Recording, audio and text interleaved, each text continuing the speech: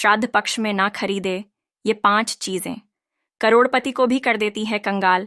राधे राधे, हर हर महादेव, जय श्री कृष्णा, जय हो पितृदेव की।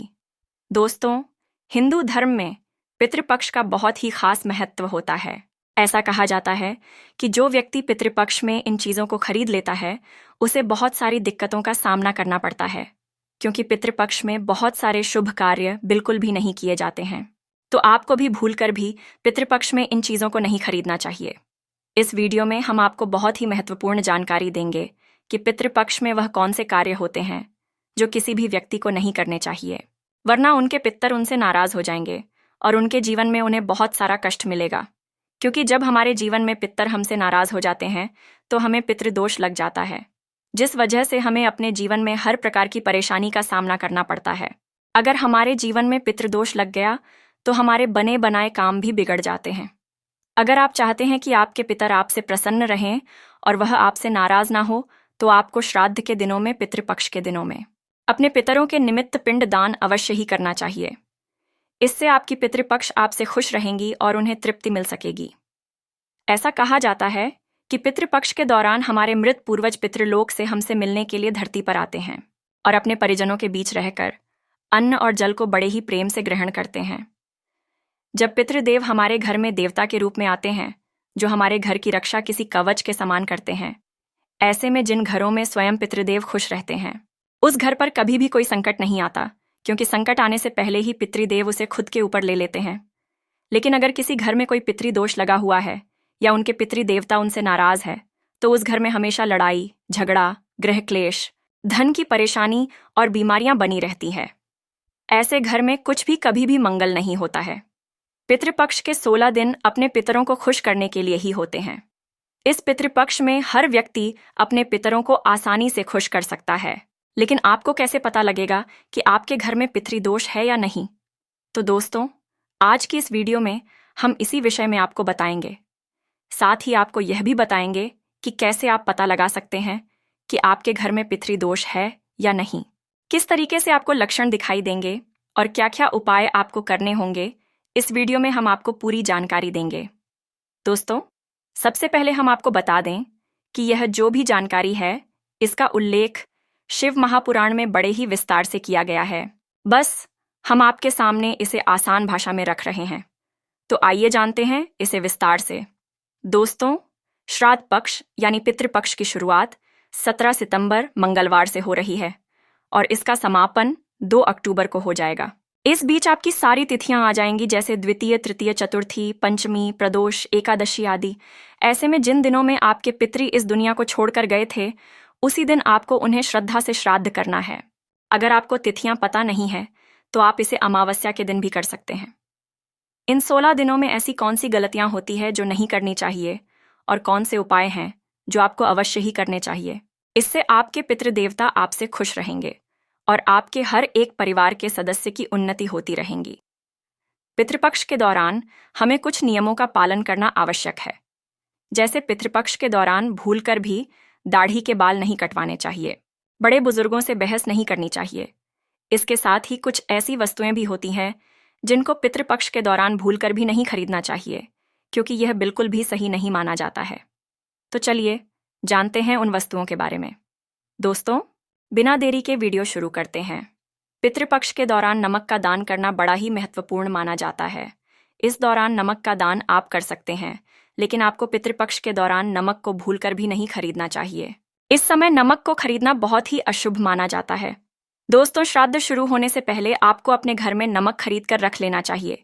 पितृपक्ष के दौरान नमक खरीदने से हमारे घर में लगातार बीमारियों का घर बन जाता है। दोस्तों, यदि आप पितृपक्ष के दौरान सरसों का तेल खरीदते हैं तो पितरों के साथ ही शनिदेव भी आपसे बहुत ज्यादा क्रोधित हो जाते हैं। इसीलिए गलती से भी आपको पितृपक्ष के दौरान सरसों का तेल नहीं खरीदना चाहिए। आप तो जानते ही हैं कि जब शनिदेव किसी से क्रोधित हो जाते हैं तो उस व्यक्ति की क्या दशा कर देते हैं। इसलिए पितृपक्ष शुरू होने से पहले ही आपको अपने घर में सरसों का तेल खरीद कर रख लेना चाहिए। दोस्तों, झाड़ू का संबंध माता लक्ष्मी से माना जाता है। पितृपक्ष के दौरान झाड़ू खरीद में इनमें से आपको समस्याओं का सामना करना पड़ सकता है। खासकर आपकी आर्थिक स्थिति पर बहुत ज्यादा अशुभ प्रभाव पड़ेगा। इसलिए श्राद्ध पक्ष के दौरान झाड़ू खरीदने की गलती आपको भूलकर भी नहीं करनी चाहिए। पितृपक्ष के दौरान नए वस्त्र बिल्कुल भी नहीं खरीदने चाहिए। यह बहुत ही अशुभ होता है। जब हम अपने पितरों को याद करते हैं और सात्विक जीवन जीते हैं, तो गलती से भी उस दौरान आपको नए वस्त्र और आभूषण खरीदने से बचना चाहिए। इस अवधि में ज्यादा सजावट करने की बजाय सात्विक रहने से पितृदेव हमसे बहुत ज्यादा प्रसन्न रहते हैं। पितृपक्ष के 15 से 16 दिनों में वाहन और भूमि भवन भी बिल्कुल नहीं खरीदना चाहिए। गलती से भी आप ऐसा कर लेते हैं तो इसके गंभीर परिणाम आपको भुगतने पड़ सकते हैं। इस दौरान भूमि या वाहन की खरीदारी करने से फायदे की जगह आपको नुकसान उठाना भी पड़ सकता है। अब जानते हैं पितृपक्ष में किन चीजों को खरीदना शुभ होता है। दोस्तों, काले तिल को पितृपक्ष में बहुत ही ज्यादा शुभ माना जाता है। ऐसे में इन दिनों में अगर आप काले तिल खरीद लेते हैं या इसका दान कर देते हैं तो आपको बहुत ही ज्यादा शुभ परिणाम देखने को मिलते हैं। पितृपक्ष में जीरे की खरीदारी करना बहुत ही ज्यादा शुभ होता है। धार्मिक दृष्टि से जीरे को सोना माना जाता है। पितृपक्ष में इसे घर लाने से या दान करने से हमारे धन में लगातार वृद्धि होती रहती है। दोस्तों, श्राद्ध कर्म में कच्चे चावल का इस्तेमाल किया जाता है। इन्हें चांदी के समान माना जाता है। ऐसे में इन दिनों में चावल घर पर लाना बहुत ही ज्यादा शुभ होता है। इससे हमारे जीवन की परेशानियां दूर होती हैं। चमेली का तेल शास्त्रों के अनुसार कहा जाता है कि अगर पितरों को चमेली का तेल अर्पित किया जाए तो वह इससे तृप्त हो जाते हैं। ऐसे में पितृपक्ष के दौरान चमेली के तेल को घर में लाना या दान करना हमारे लिए बहुत शुभ परिणाम देने वाला होता है। पितृपक्ष में जहां खुद के लिए नए कपड़े खरीदने की मनाही होती है, वहीं पितरों के निमित्त के लिए इस दौरान नए कपड़ों को खरीदना बहुत ही ज्यादा शुभ माना जाता है। इससे पितर बहुत जल्दी प्रसन्न हो जाते हैं और आशीर्वाद भी देते हैं, जिससे हमारे जीवन में बिगड़े कार्य में सफलता मिलती है। लेकिन ध्यान रखना कि इस दौरान खरीदे गए कपड़ों को ब्राह्मणों को दान कर दें। खुद का इस्तेमाल भूलकर भी नहीं करें। दोस्तों, पितरों को खुश करने के लिए सफेद फूलों का उपयोग किया जाता है।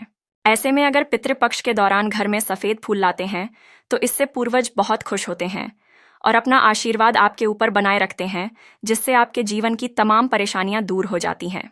आप सभी को बता दें कि पितृपक्ष के इन दिनों में कुछ खास कार्य करने की मनाही होती है।